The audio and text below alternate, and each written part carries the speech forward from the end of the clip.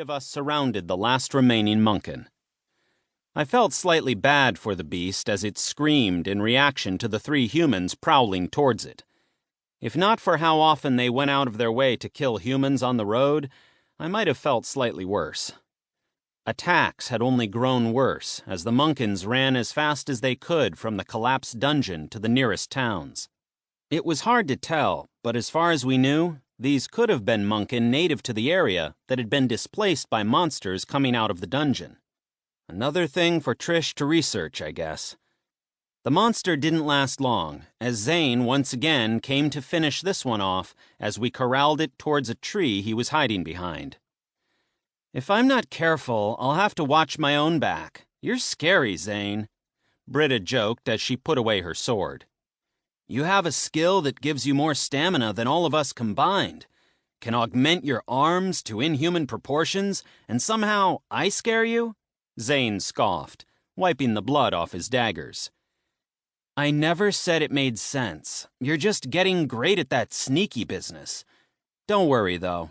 Don't sneak around behind Cassie's back, and I'll be fine," she said again, winking and patting him on the back.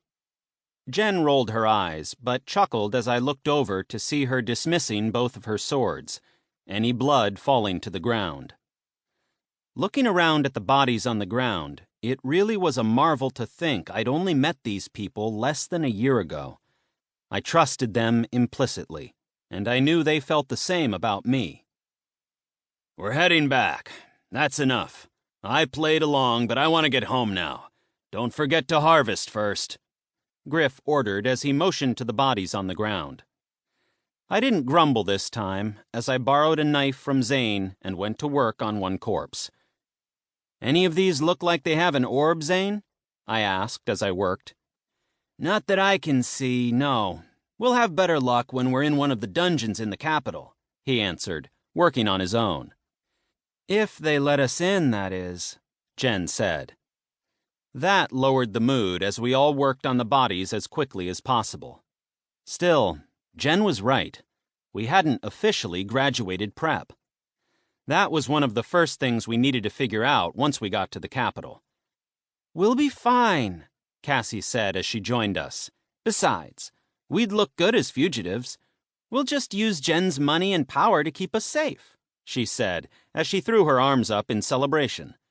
The blood on her daggers splattered all over, causing us to groan more and glare at Cassie. "Sorry, guys. I guess the money and power got to my head." Cassie cowered, refocusing on the body in front of her.